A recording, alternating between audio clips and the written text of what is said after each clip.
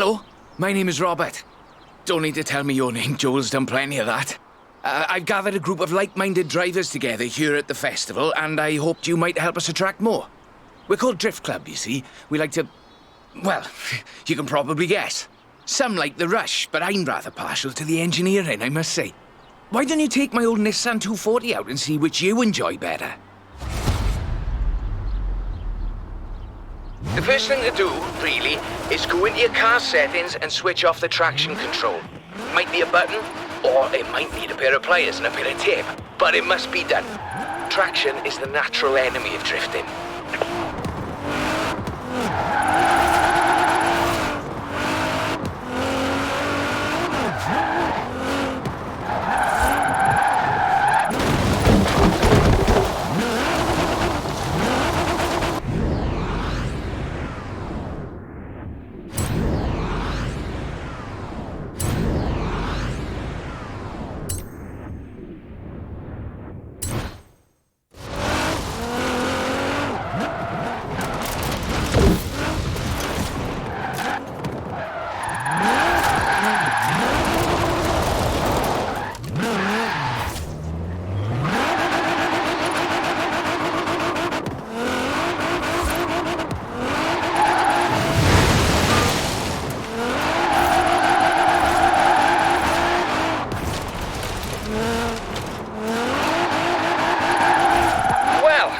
The rubber's warm, let's keep going, shall we?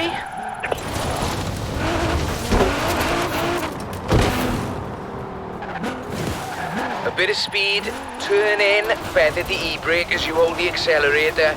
It's more of an art form, really. I'll let you work it out.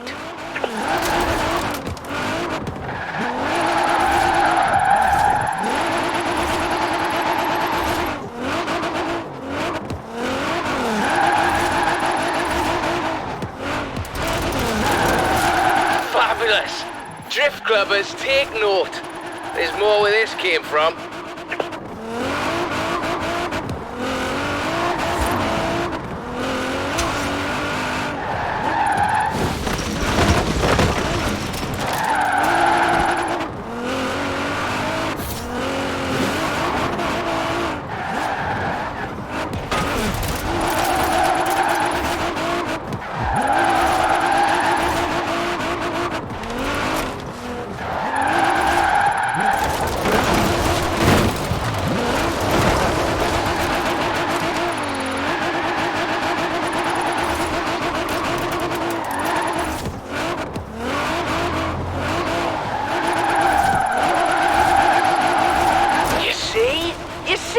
Forget all my explanations of drifting, just watch this. I'm sure you've noticed them, but we've started adding some flags to bits of road that are really quite good for drifting. A great bit of practice for drift driving.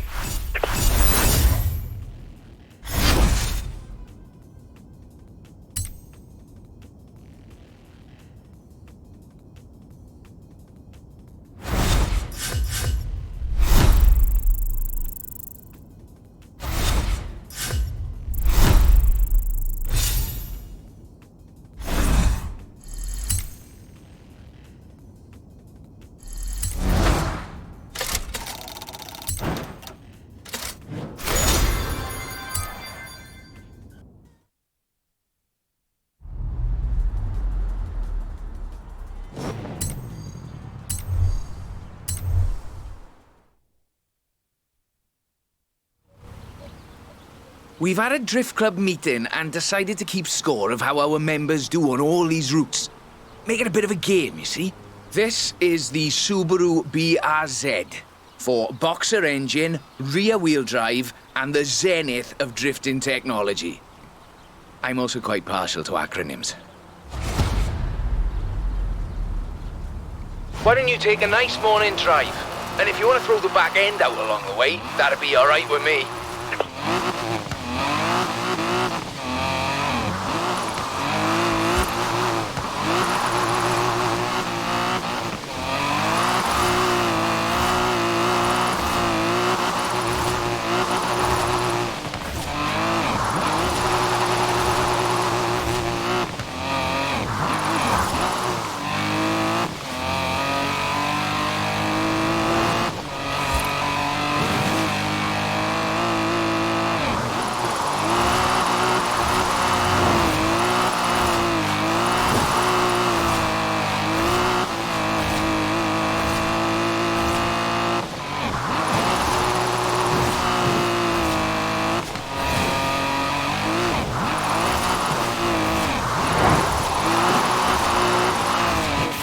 meters. Turn left. Not bad. But do I need to explain again about power to weight ratios?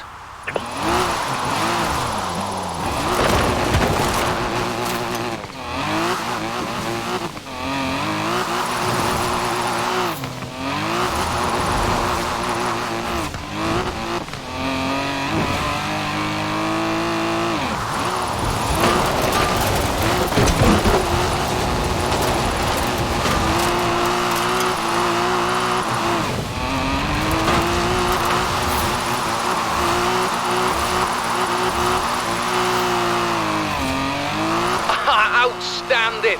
Now let's really shred those tires.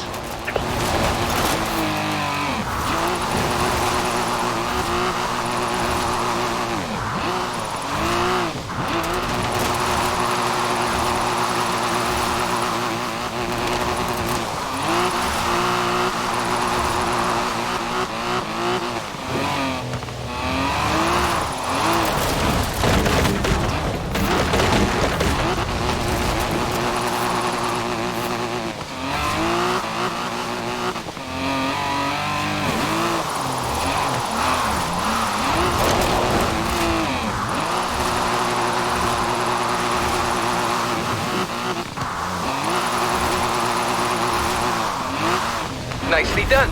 Now, we'll keep your score on the Drift Club ladder for eager new drivers to try and beat. I'd prefer they didn't, but you know how they get. It's computer games that makes them competitive, I think.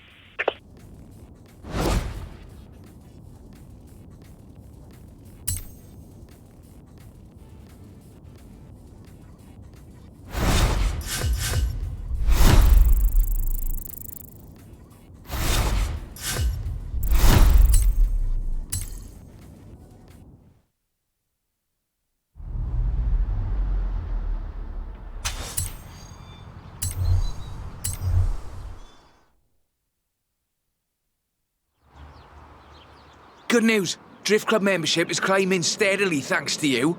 As soon as I get the membership cards and name badges ready, you'll be the first to know. I'd like us to be known as an inclusive club. You don't need a Japanese performance machine to throw around.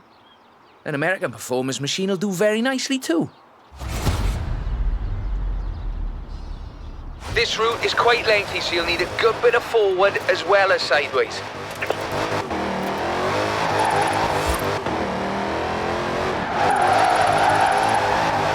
In 400 meters, turn sharp right.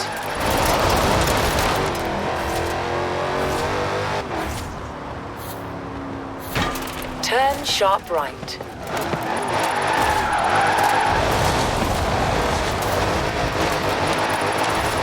Force equals mass times acceleration minus friction. Drifting is all mathematics, you see. I do like mathematics. Though, you might say it's as easy as braking on the way into the turn to make the back lively. This shifts weight onto the front of the car, increasing grip and reducing weight on the rear wheels.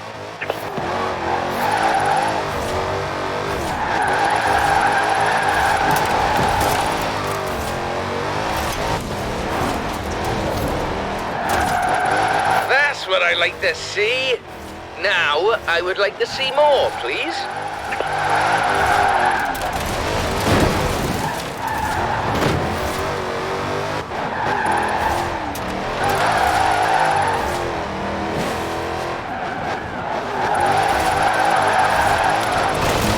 In 400 meters, turn sharp left.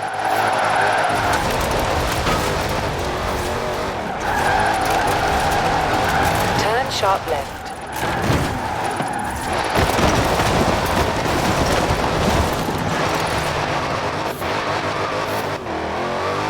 In 200 meters, turn left. Turn left. Crikey! Show me that again, whatever you just did. In 200 meters, turn sharp right. Turn sharp right.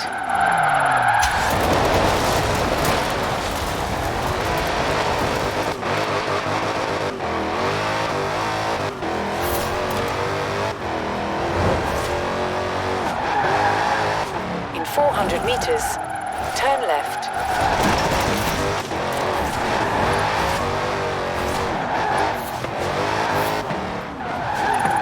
left.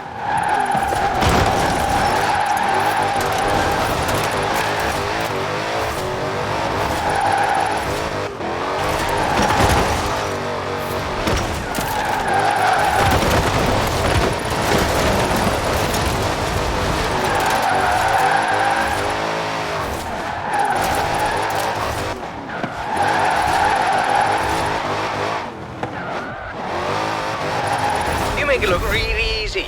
Liven up the rear, apply a bit of acceleration, then steer, and Robert is your father's brother.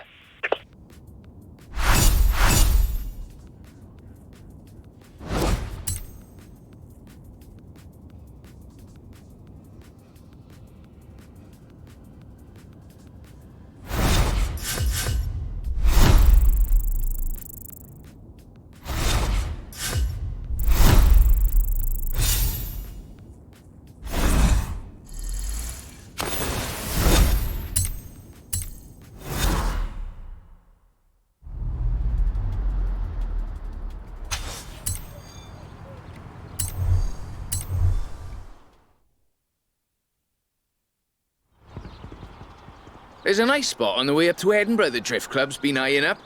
I think you've earned the right to have first crack and show off a little, what you reckon?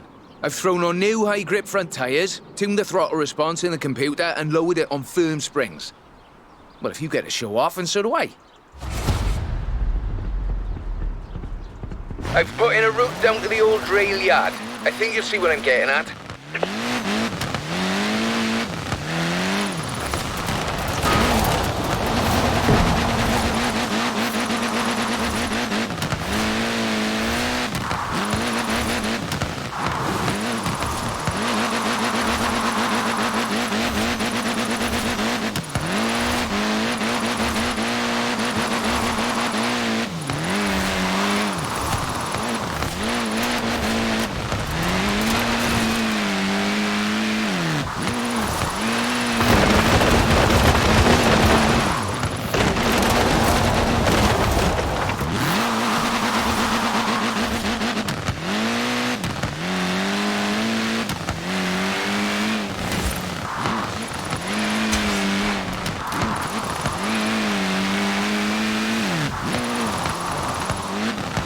Very good technically, but now let's see some passion.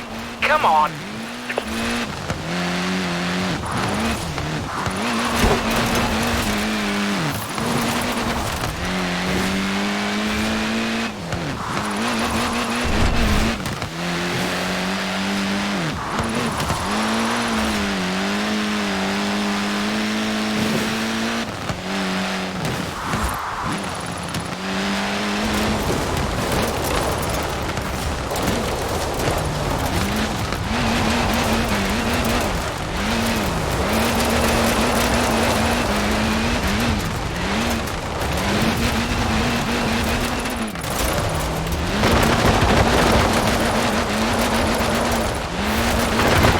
And up here, just a cheeky little detour down the side.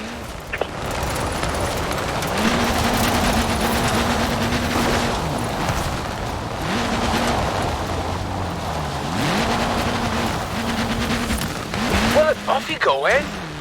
No rush, do Drift Club proud. Very nice, very nice. I like the back end work particularly.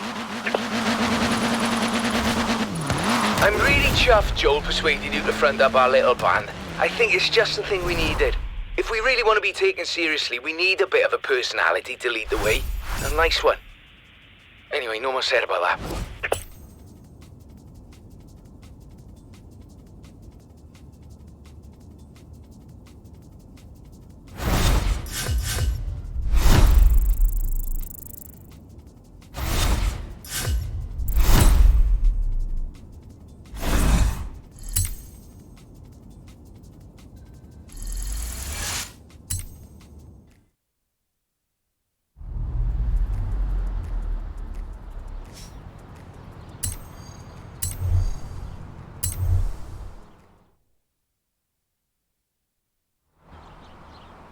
Onwards and upwards, eh? We'll take a longer drift drive this time. Show drift clubbers the skills and technical challenges involved in covering that sort of distance. 98 Sylvia K, 2.6 litre, inline 6, and the full Rocket Bunny boss kit. I might have got a little carried away here, but I was sure you wouldn't mind. Remember when I talked about too much power? This is too much power. You really shouldn't need to floor it. Watch the rear. It's slippy. If it comes out, you're using too much power.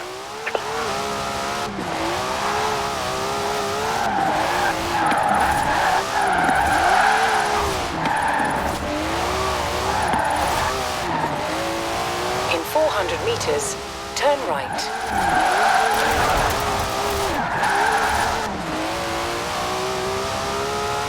Turn right.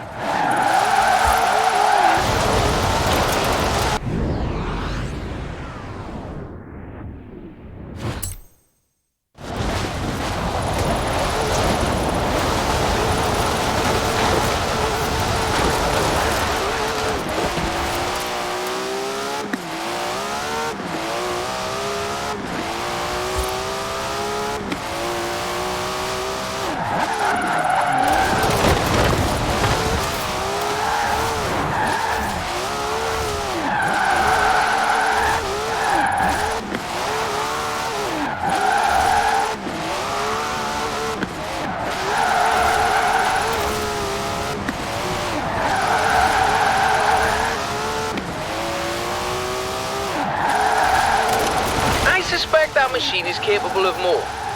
And so are you.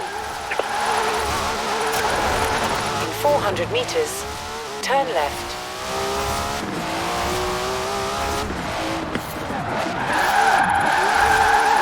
Turn left. Friction is what everyone wants to see. Not actual friction, of course, because that's an invisible force. There's no way to see an invisible force.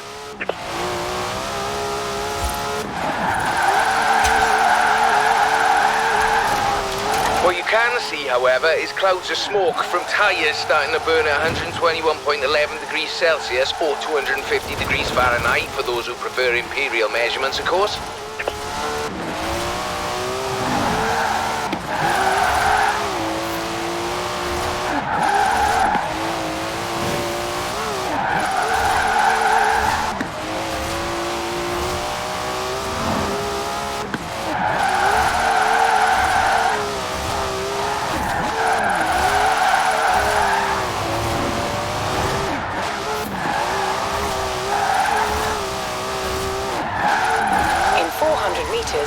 Turn right.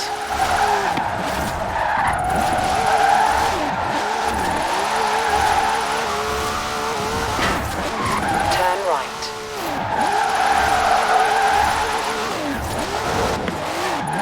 Well, you certainly can't do that with engineering alone.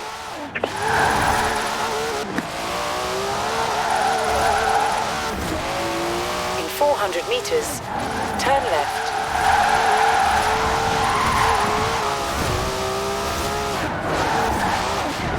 Turn left. What did you make of that? If we get him used to long drives, we can have drift clubbers laying down rubber in every corner of the UK.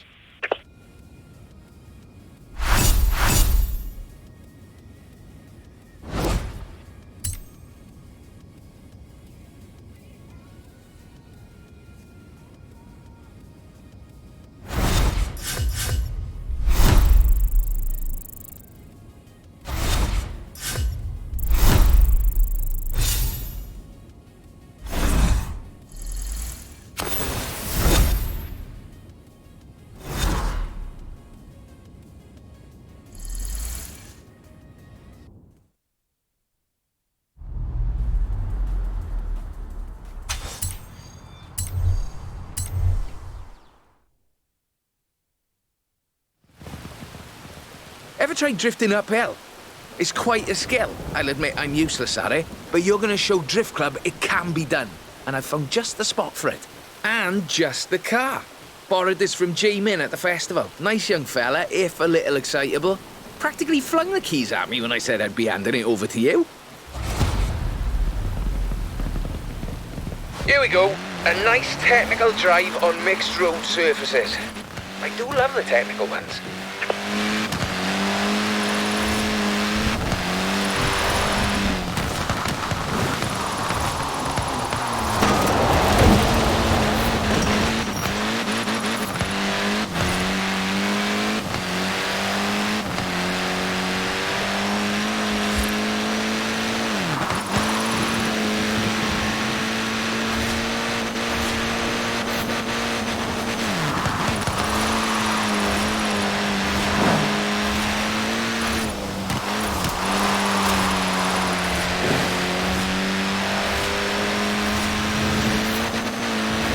Balance is key.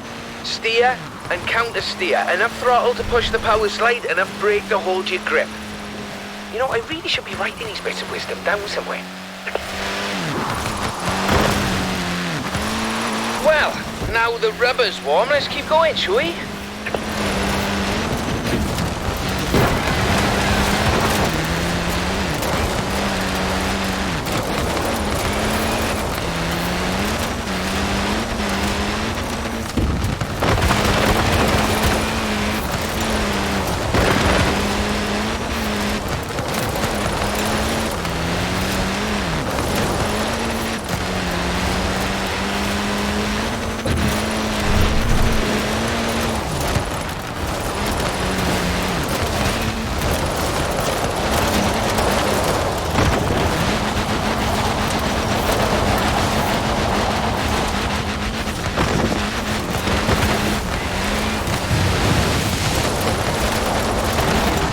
On the uphill, you're fighting traction loss, burning power, and still relying on momentum to carry you through.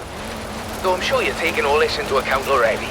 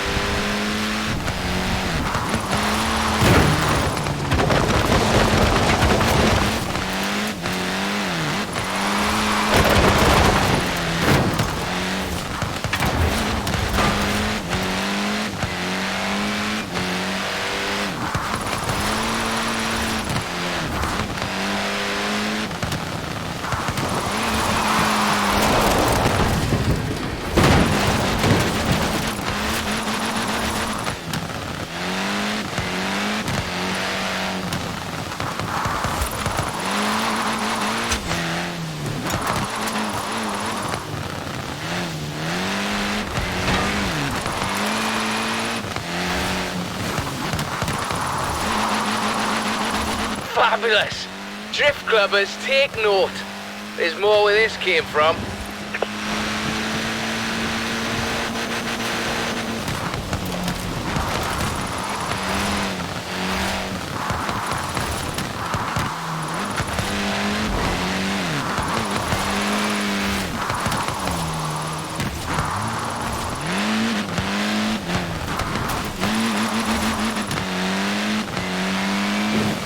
Now, some people claim that you have to use rear-wheel drive cars to drift. That is simply not true.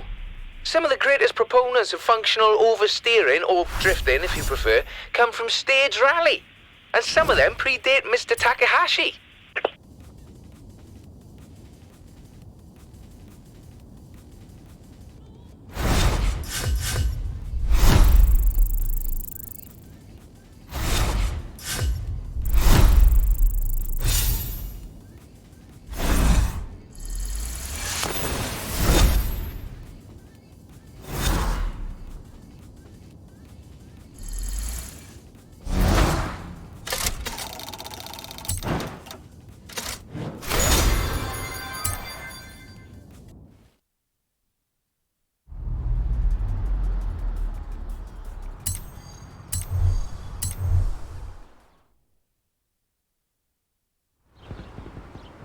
Some also claim that Japanese or American cars are the only options for functional oversteer. This is also not true. Here at Drift Club, we find drift machines in all sorts of odd places. Sweden, for instance. This is the Volvo 242 Turbo Evolution, featuring a few little adjustments of my own. I think you'll find it more than adequate. Course is late out, though you're welcome to have a little fun on the way.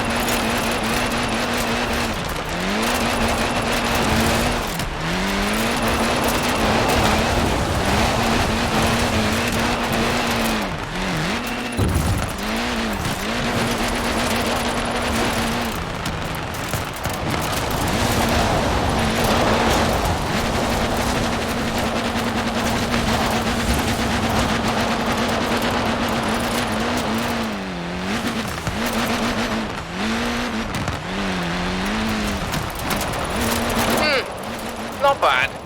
But do I need to explain again about power to weight ratios?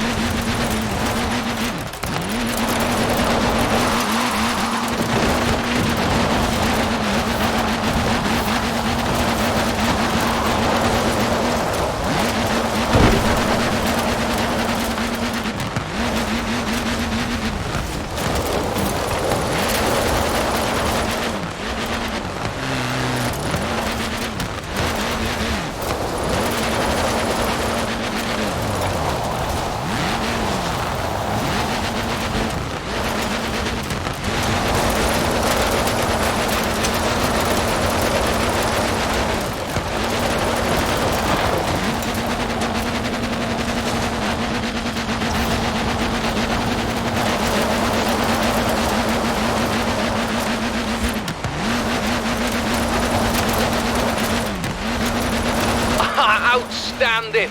Now let's really shred those tyres.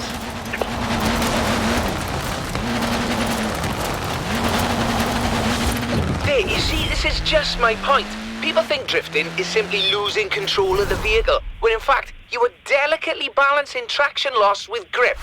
It's a carefully controlled loss of control, is what I'm saying.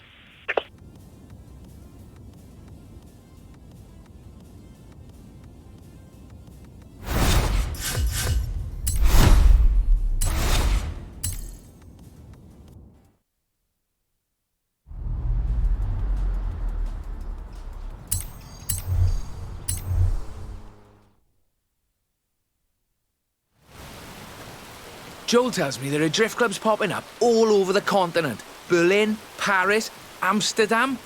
I didn't start those ones. Did you start those ones? Should I send them the newsletter? In any case, meet the classic 1969 Mustang Boss. An incredible machine. And that was before they let yours truly under the hood. These long country drives are perfect for spreading drift club far and wide. So if you can make your way to Broadway for me, please.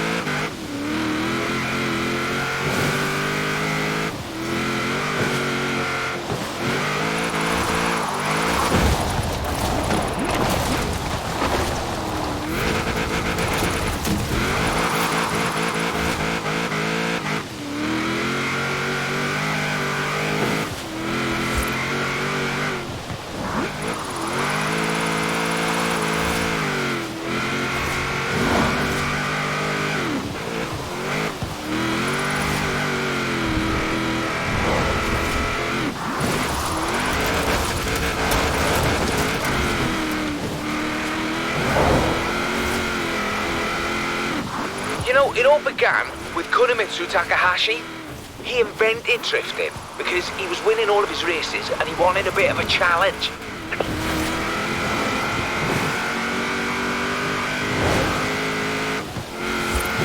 There you have it. Drifting is about entertainment, not just engineering.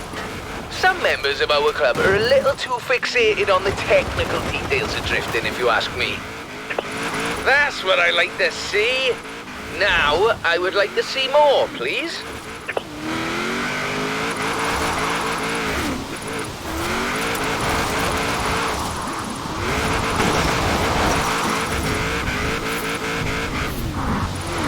Okay, now coming up on my favourite sequence, the technical bit with lots of tight turns. Crikey! Show me that again, whatever you just did. In 400 meters, turn left.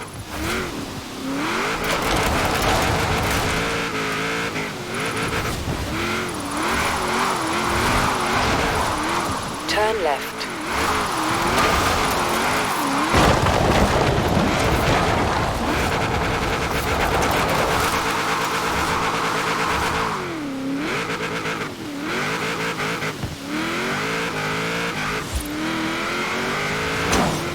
In 400 meters, turn right.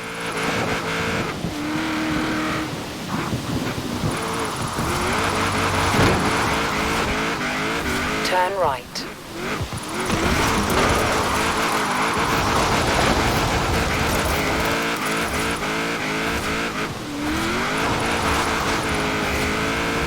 Well now, the spirit of Mr. Takahashi is alive and well in Horizon Drift Club. While the spirit of Robert Glenn is more than happy endlessly fiddling with his engine and suspension. Thank you very much.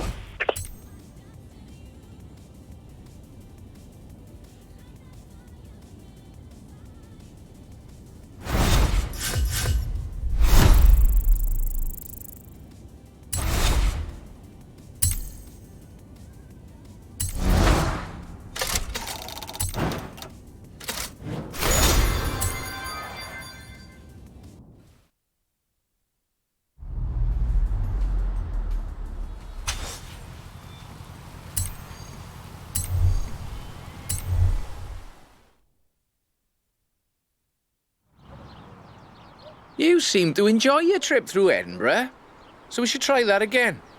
Traffic is always light in the morning, so you should have the roads practically to yourself. And I'd like to send you in this 3rd gen RX-7 sequential twin turbochargers on a front engine rear wheel configuration. It's rather good, if you like that sort of thing. You should know the way. Though of course you're welcome to use the sat-nav. Sorry, I'm not sure why I said that.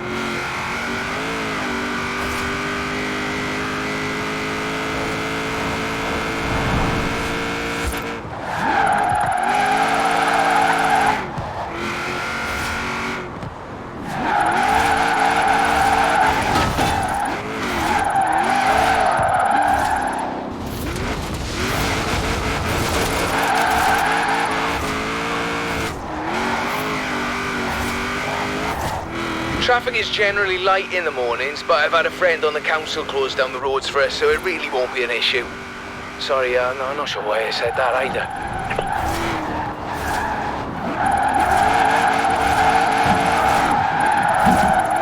Very good technically, but now let's see some passion. Come on.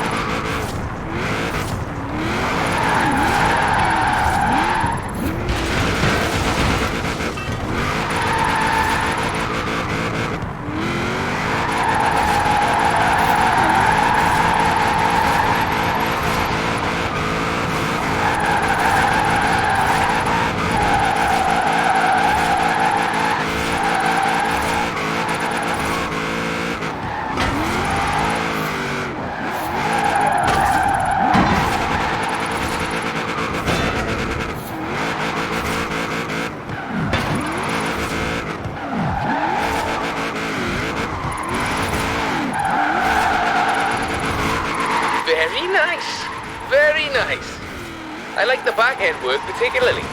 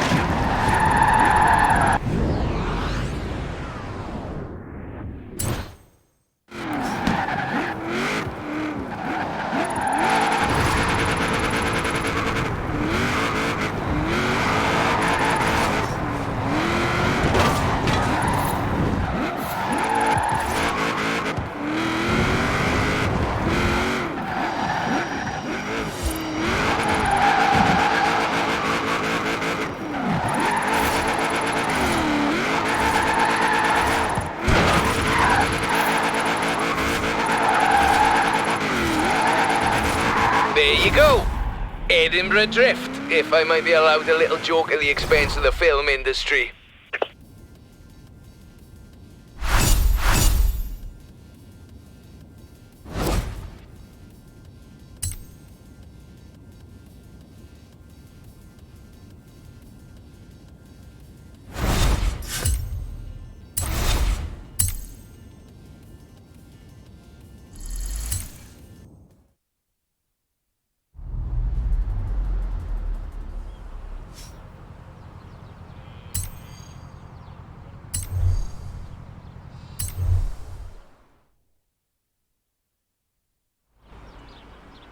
I think we've done it. Everyone is talking about Drift Club. It's been on the radio, and I've been hearing the clubs cropping up all over the place. To celebrate it, though, I've got something really spectacular. We are standing in the presence of the Shelby Cobra 427. In my opinion, as close to heaven as you'll ever drive. This one belongs to Miss Dawson, who is something of a petrol head, if I may be so bold, and a real connoisseur of British automobiles. And you will be driving it up to the Horizon Festival and into the Drift Circle in the middle of the festival. I must say, I'm quite jealous.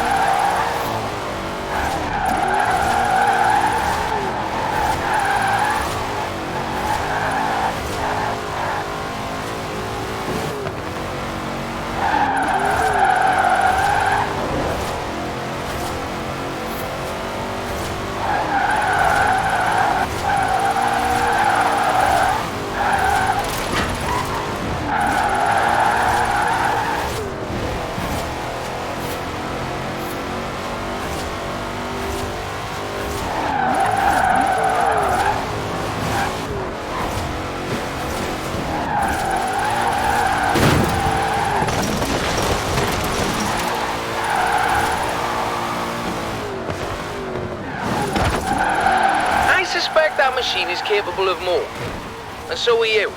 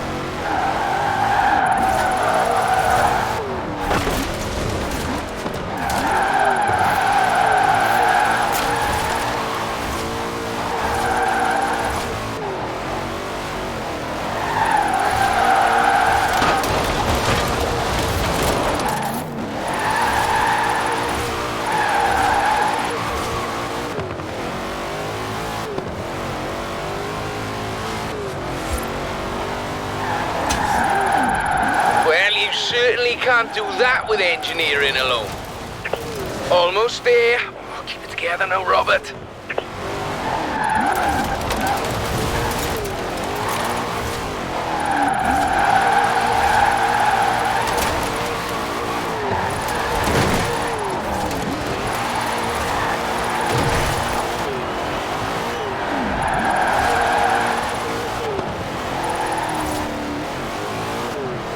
There it is.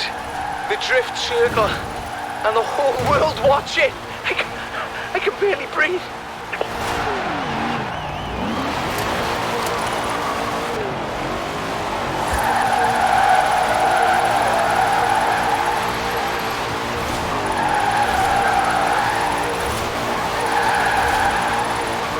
Flippin', this has really been quite the journey, hasn't it? And may I add that it has been a personal honour to see you in action. So, after discussion with the other members of the club, we'd like to extend you personal membership for life, mind, of Drift Club.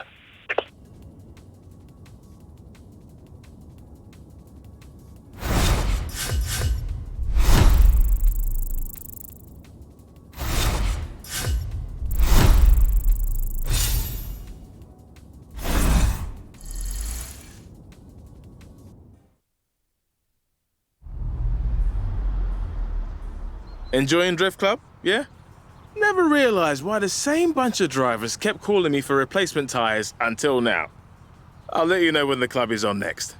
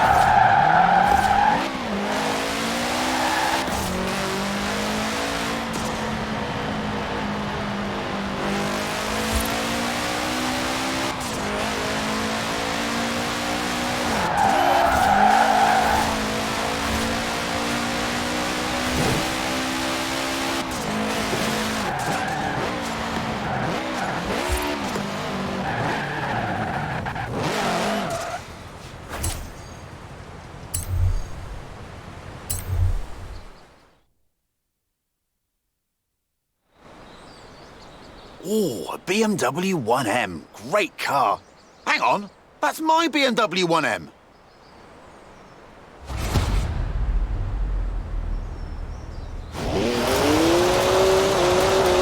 Seriously? Not funny. Who gave Stig the keys?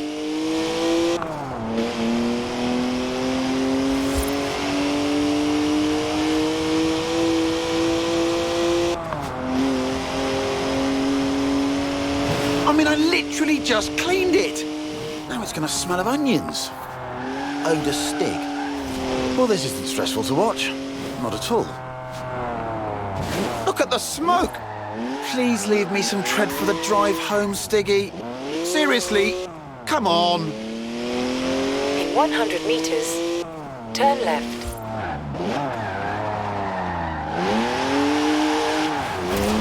3-litre straight six, 335 horsepower, 2 turbos, and as much sideways action as you like.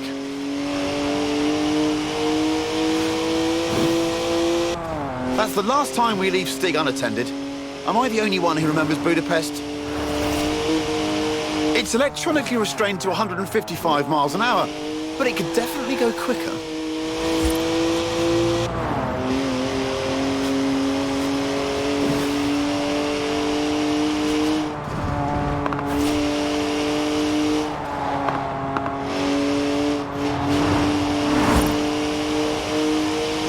Does 0 to 60 in 4.8 seconds. My 1M.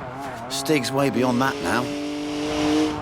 In 400 meters, turn left.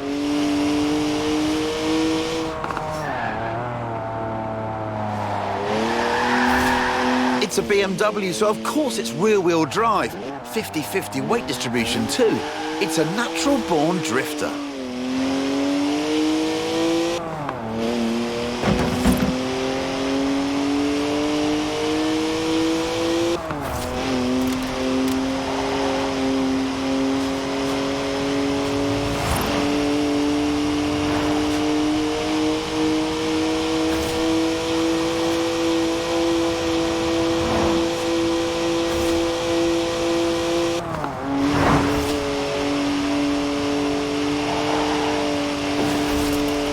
One of the best BMWs ever made, this. Born to be driven by me. Got to admit, though, Stig does kind of suit it. At the roundabout, take the second exit.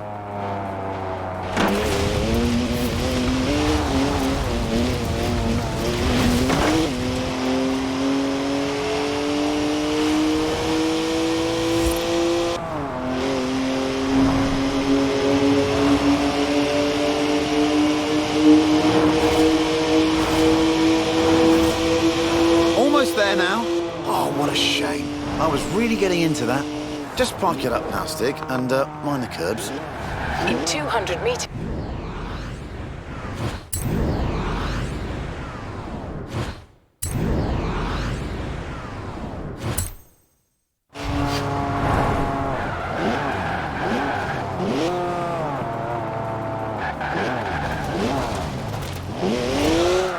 Now, anyone else want to go? No? Don't say I didn't ask.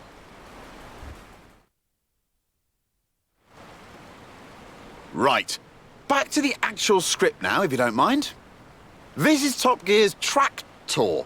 It's a tractor, obviously, but with a 5.7-litre Chevy V8 making 500 horsepower. And here comes the Stig again. Farm Stig. Born in a barn, they say, weaned by pigs, can plough a field in under 6 seconds. There's a speed camera on the M68. Rumour has it, it only flashes above 87.2 miles an hour. Our tractor has been officially clocked at 87.2 miles an hour, making it the world's fastest tractor.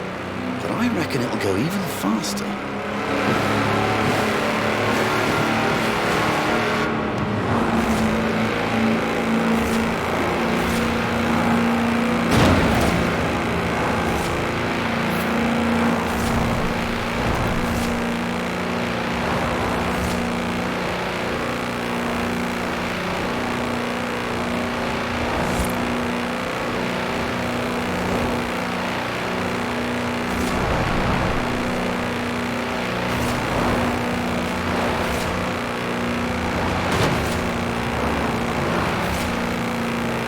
Steady on, Stig. Those are 54-inch mud tyres, remember? They get a bit squishy through the corners. Nobody needs to get the harvest in that quickly.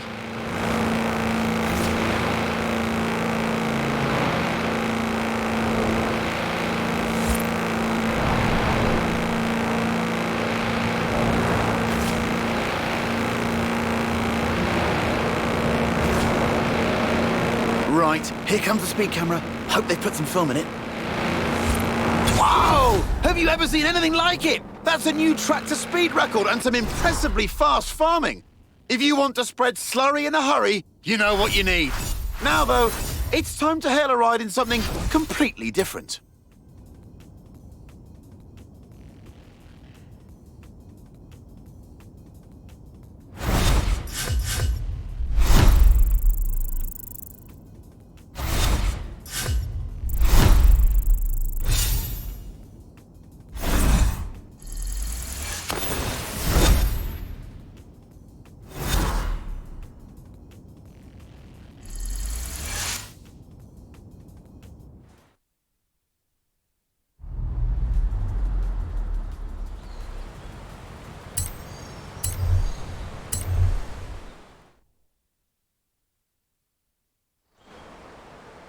I called a cab earlier. Local company, Aisha's Taxis. Excellent service. Got me here in no time. Unsurprising, really. I mean, look at what turned up. Hands down the quickest cab I've ever been in. Which got me thinking, how fast could this thing actually go? So I had a word with Aisha. Asked if we could borrow her cab for a trip to the seaside. To Bamborough Beach, in fact, where we could stretch the taxi's legs a bit. Although, I might have forgotten to tell her who'd be driving. You've guessed it, the cabbie who'll always get you to your destination very early, but probably won't be anywhere near where you asked to go. Oh, I see, the Stig's warming up the tyres. A good old-fashioned rolling burnout. We ordered some spare rubber, right?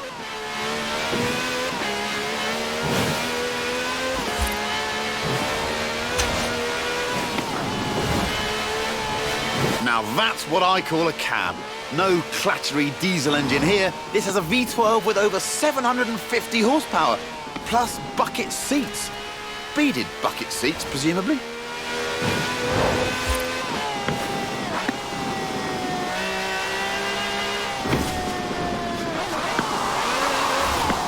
Holding adrift is a delicate balance of throttle, steering and shouting. From now on, I say all cabs should have wide bodies and flared arches. Think about it. More stability, more speed, more downforce, more room for your terrified passengers.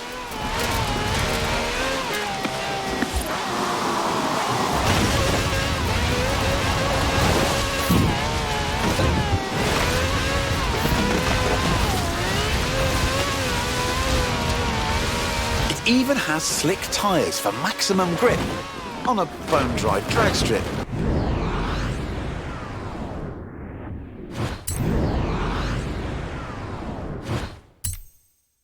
So they should be interesting when we hit the beach. Turn around when...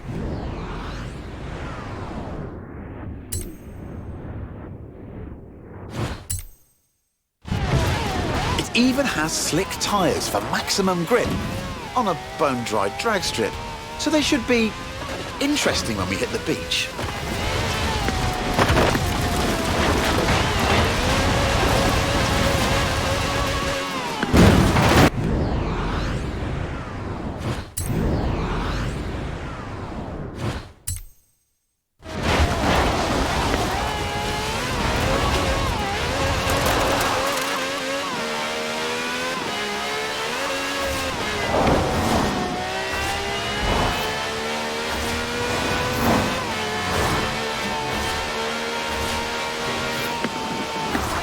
In 400 meters, turn left.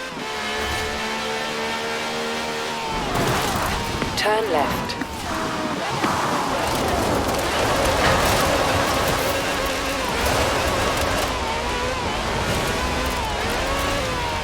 In 400 meters, turn left.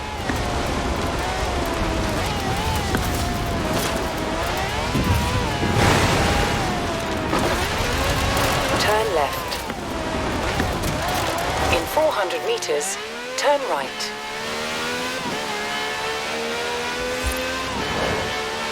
Turn right. Turn left.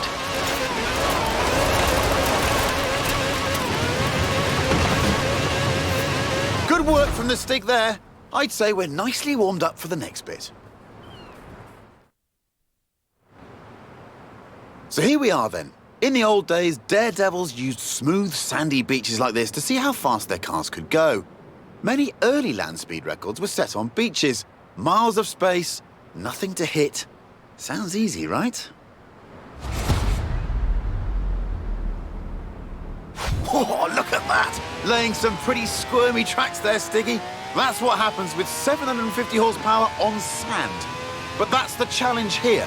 Go as fast as possible all the way to the top of the beach. The thing is, there's something I haven't told the Stig.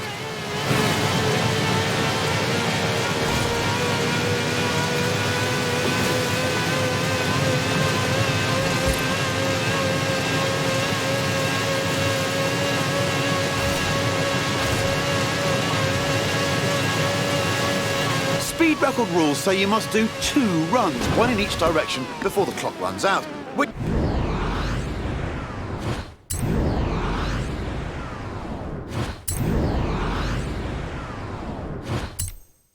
Which means, Stiggy, pulling off the world's swiftest U-turn, which of course is when the handbrake comes in handy.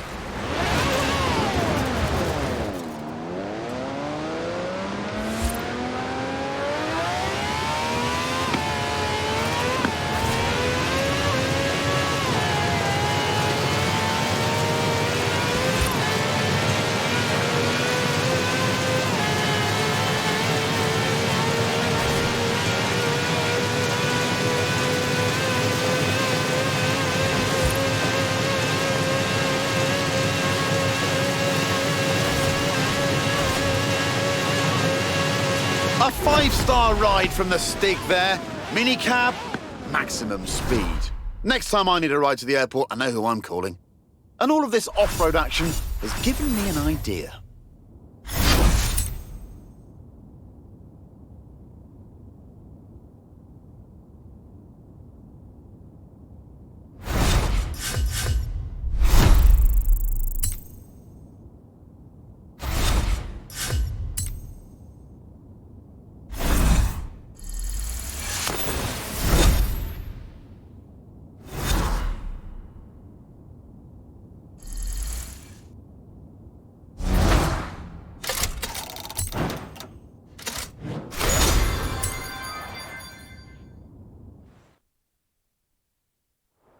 So, I want you to meet my mate Billy. He runs Express Delivery, a high-speed courier service.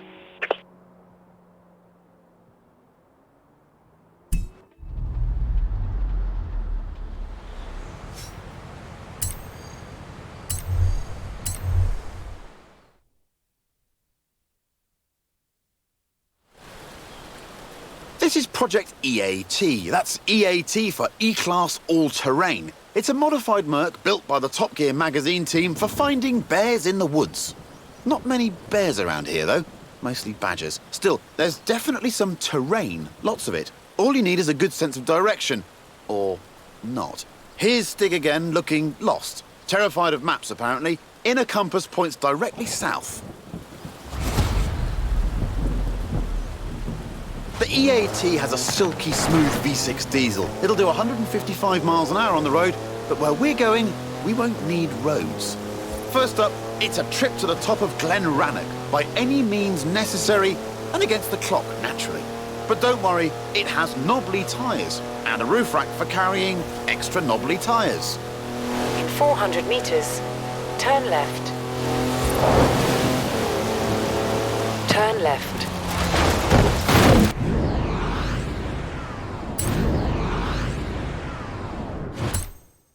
In 200 meters, turn left. Turn left.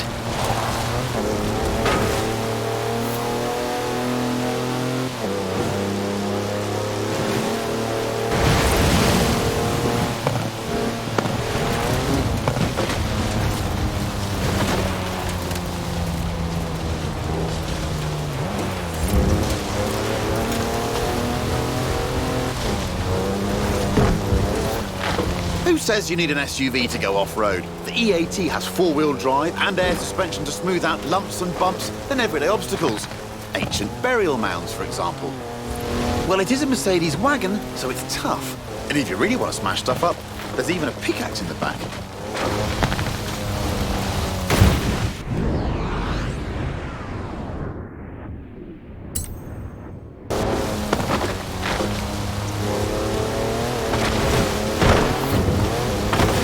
Turn around when it is safe to do so. In 400 meters, turn left. In 400 meters, turn right. That's some proper hang time. Actual air suspension.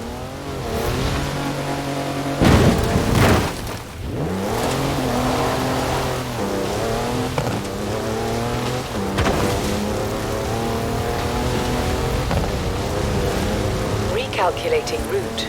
In 200 meters, turn left. In 200 meters, turn right. It also has 340 horsepower, more torque than a cruise ship, and gets to 60 miles an hour in just over 5 seconds.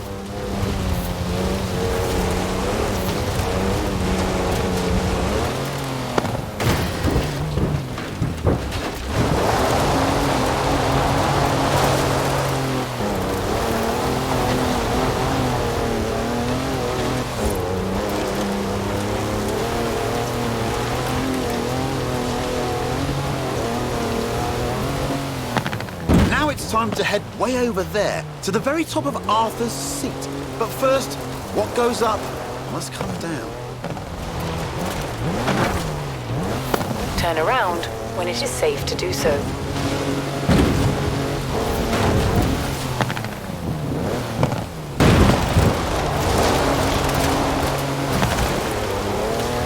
Recalculating route. In 400 meters, turn right.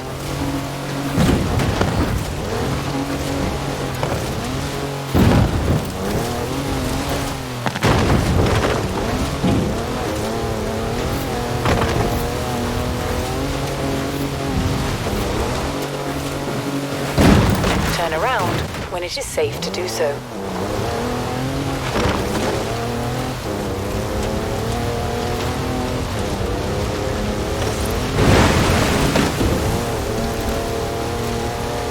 It's full of home comforts, the EAT. Chargers for almost anything you can charge. Cozy ambient lighting. Even a portable espresso machine. Everything the intrepid explorer could ever need.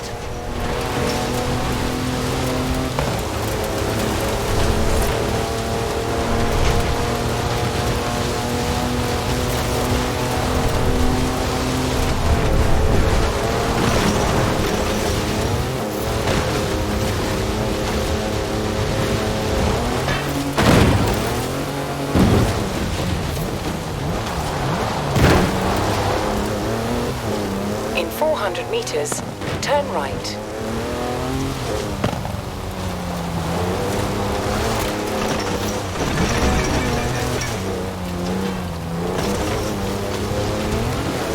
In 100 meters, turn right.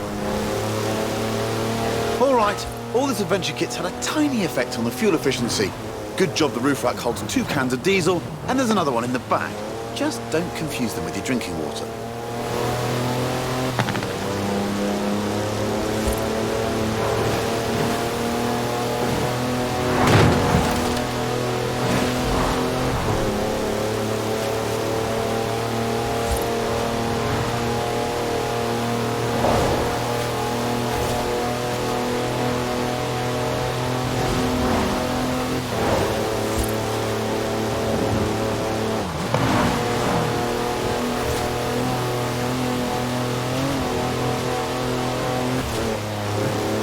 At the roundabout, take the first exit.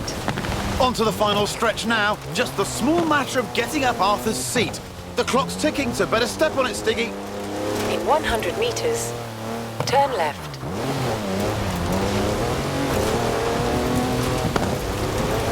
In 200 meters, turn left. Turn left.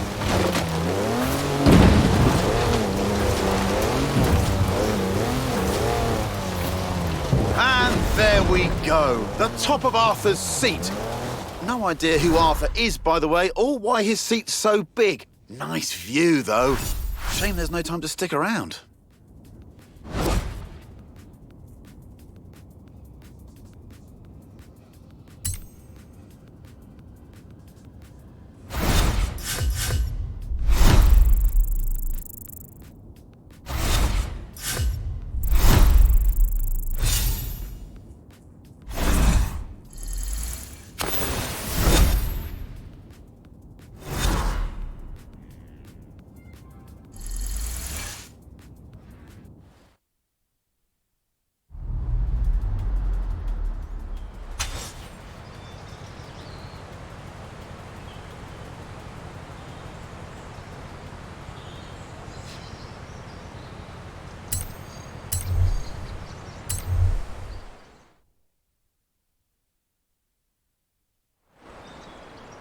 Now, I said we'd be driving some British classics, and you don't get more British than a car built in Birmingham designed by a man from Greece. Anyway, here it is, an original Mini Cooper S, an icon of 60s engineering. It was designed for cities, but this is the wide-body one, so we're going to need a bit more room.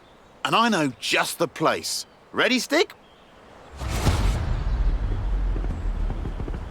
The Mini is cleverly packaged, capable of carrying 4 people and their luggage. Hand luggage, presumably.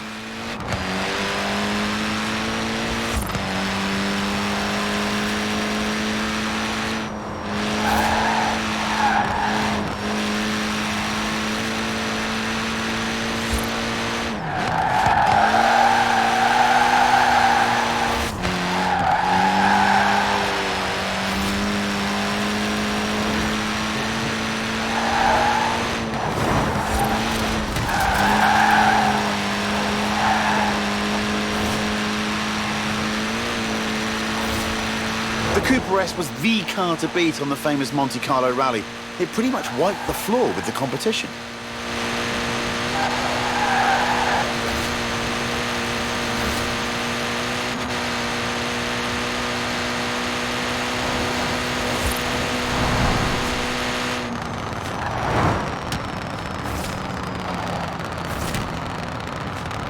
the roundabout, take the third exit.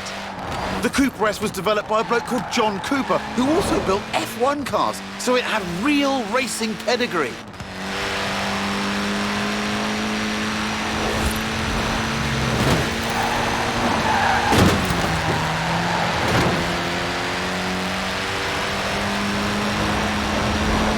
And it wasn't just Monte Carlo either. The British Saloon Car Championship, the Thousand Lakes Rally, even the Australian Touring Car Championship. Almost any time the Mini turned up, it won. In 100 meters, turn left. In 400 meters, turn right.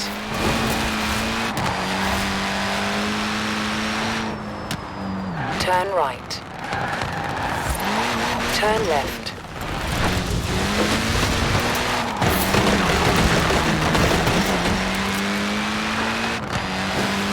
And here we are. Told you it was spacious. We've got everything we need here. An airfield, the original rapid runabout, and the Stig. I'm looking forward to this. Look at that, laying down some rubber there. Not that it has much to lay. After all, tiny wheels mean tiny tyres. Lovely work there. Short wheelbase, front wheel drive. It's really not an easy car to slide, this. This little Mini punches well above its weight. It's literally unstoppable. Forget rallying, this thing was made for demolition derbies.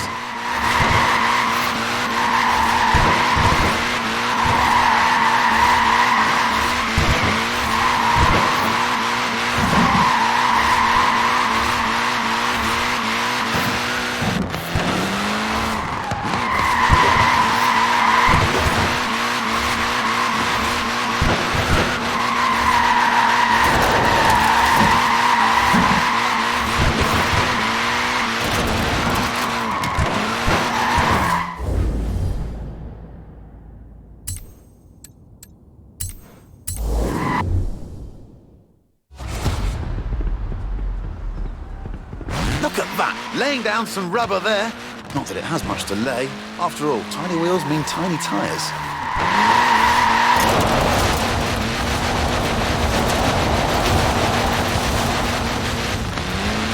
Good work. It might be Mini on the outside, but it's Maxi on the inside. Want to guess the world record for the most people crammed inside one? I'll tell you, it's 27. Gymnasts. No idea if they all came out in one piece.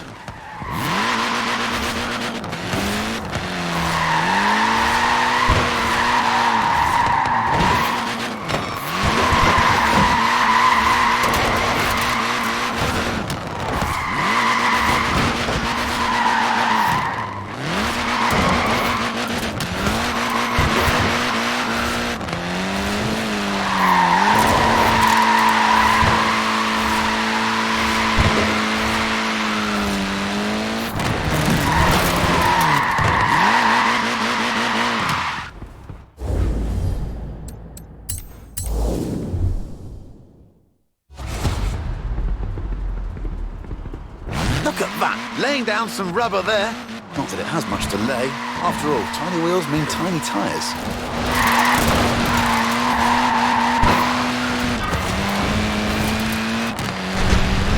Now that's just showing off. What is it with Minis and shipping containers? They sold nearly 5.5 million Minis, but only this one could fly, apparently.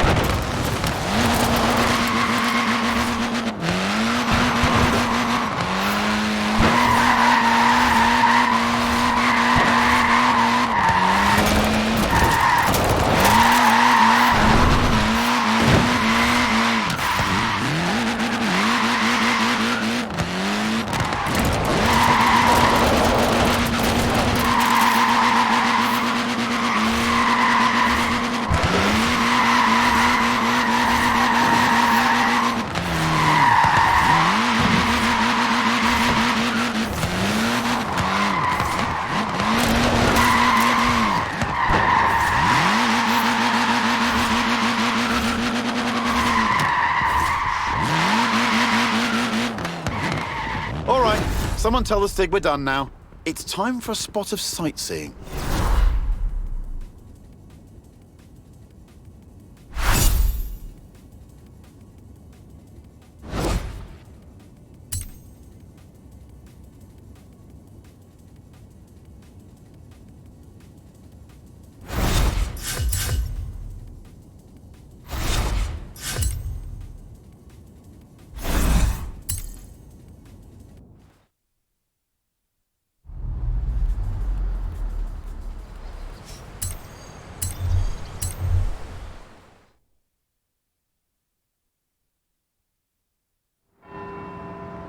Here we are then, Edinburgh, where it's time for a spot of turbocharged tourism with this, the mighty Porsche GT2 RS. All we need now is our tour guide, Muck Stig, the world's worst Scotsman, allergic to tartan, absolutely petrified of bagpipes, or so I've heard.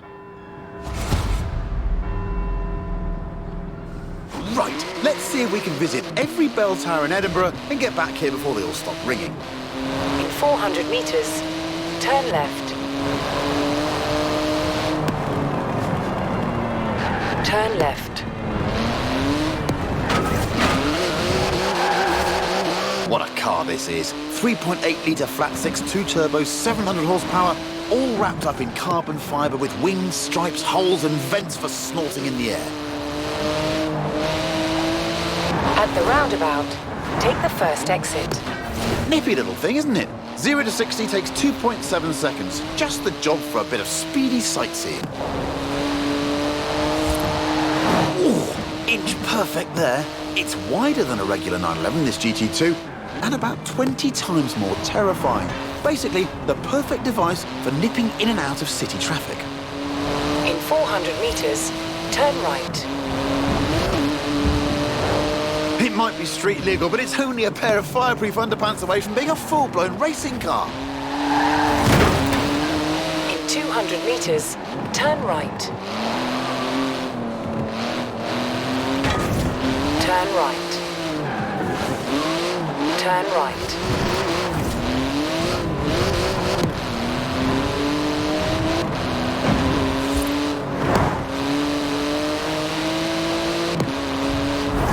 At the roundabout, take the second exit. It's a real masterpiece of engineering, this GT2 RS. The wheels are made from magnesium, the exhaust is titanium. It's exotic, savage, and utterly bonkers. I love it! Excellent hooliganry. That's what 700 horsepower and rear-wheel drive will do for you if you have the guts for it. And an effective laundry detergent. Turn sharp right. Turn around.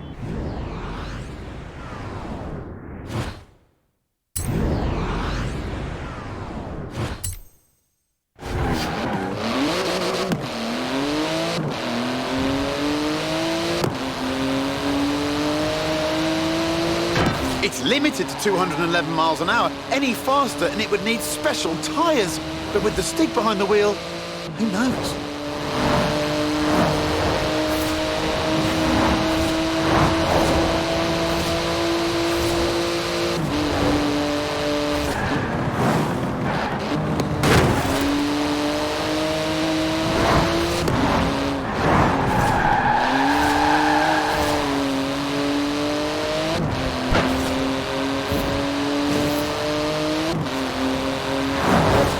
In 200 meters, turn right.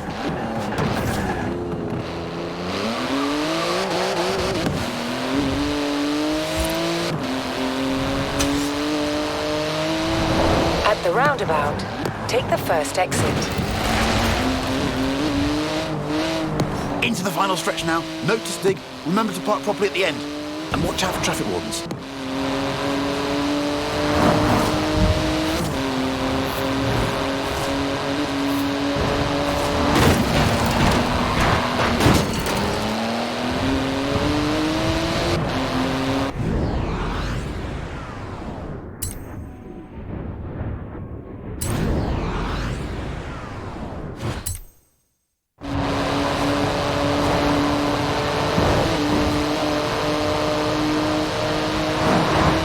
Work.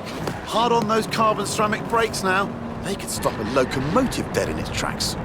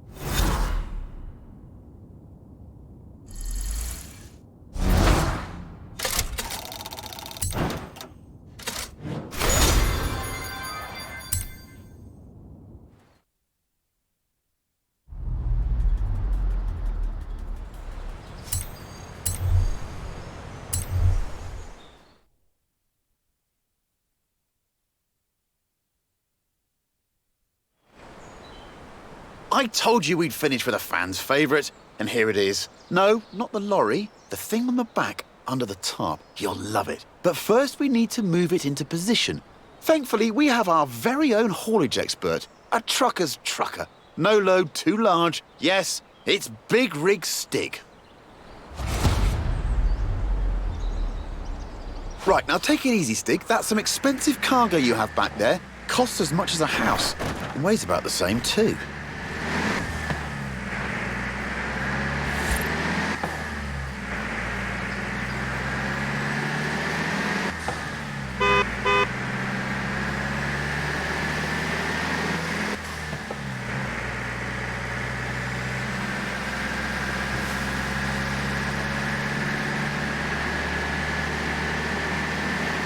Worked out what it is yet?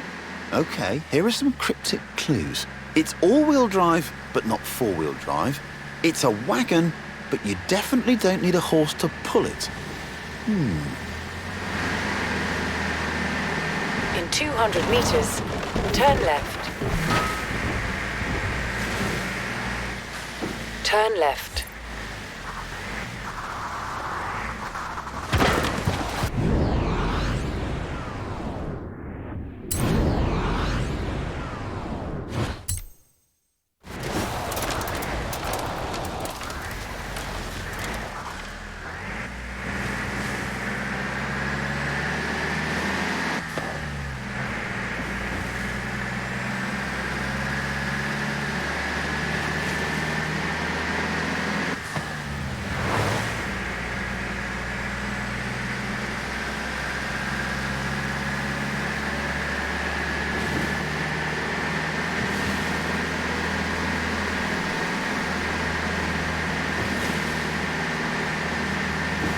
That's 5 tons of flatbed carrying 4 tons on its back. Don't you just hate getting stuck behind a slow, lumbering old... Wait a minute. It's actually accelerating. Up a hill. I guess that's what 900 foot-pounds of torque does for you. That plus trucker Stig.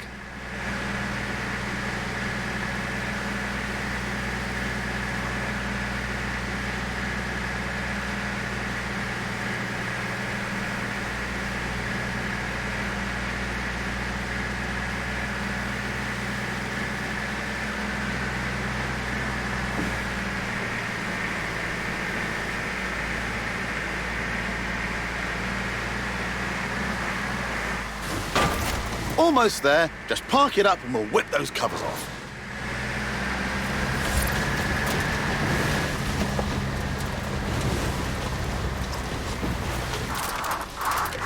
Good job, Big Rig Stig. Suits you, you know. Although, come to think of it, maybe pickups are more your style. Especially the one we have in store. Turn around. I give you the Mercedes G63 AMG 6x6. It's the ultimate off-roader, a 4-ton, 6-wheel sports utility truck. Basically, a G-Wagon with the back half of a pickup thrown in for free. Up front is a 5.5-litre twin-turbo V8. Usually it's limited to 100 miles an hour, but not this one. In 100 meters, turn right.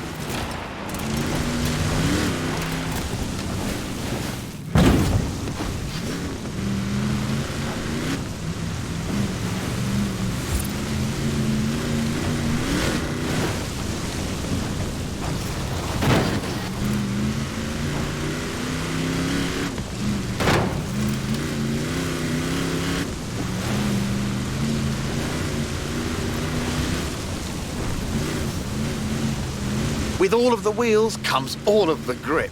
The 6x6 turns mountains into motorways. Is there anything it can't conquer? Oh, someone call air traffic control. I'm pretty sure you need a special license to fly one of these.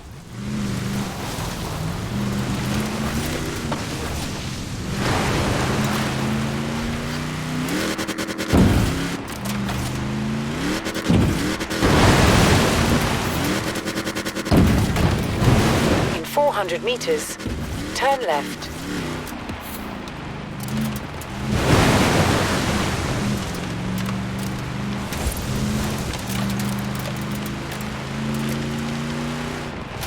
Turn left.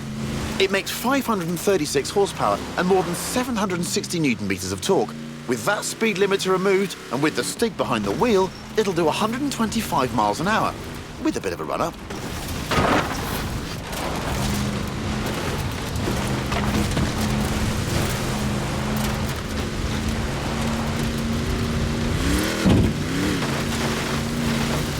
It's tough, the 6x6. After all, it was originally made for the Australian Army. It's basically a tank with heated seats. In 200 meters, turn left.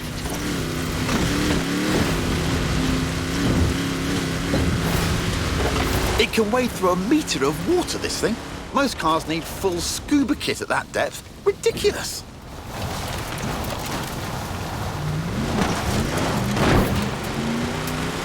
Turn around when it is safe to do so. In 200 meters, turn left.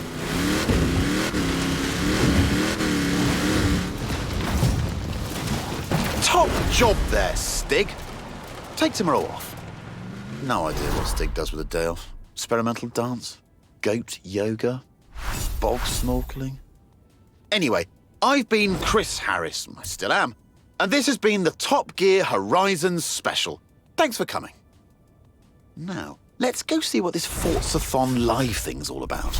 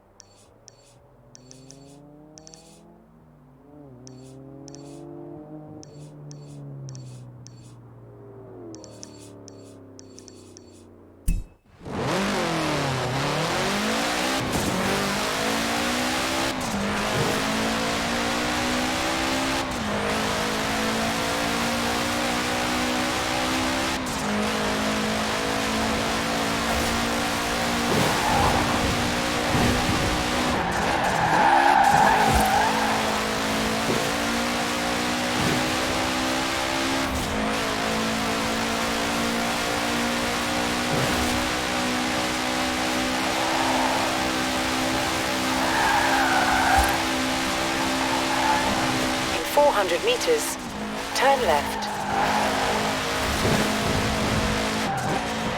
Turn left.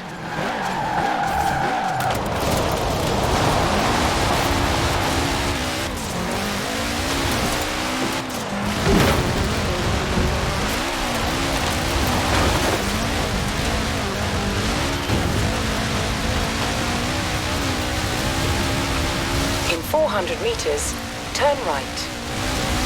In 400 meters, turn right. Turn right.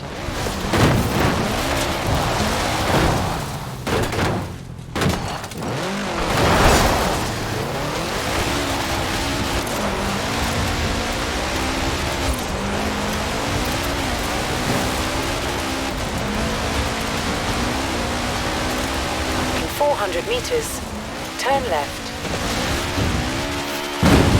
200 meters, you will arrive at your destination.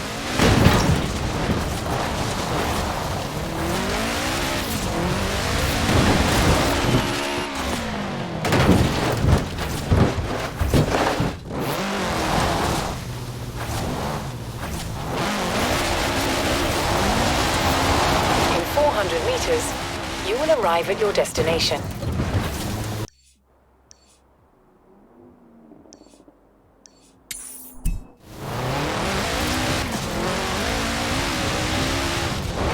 Around when it is safe to do so.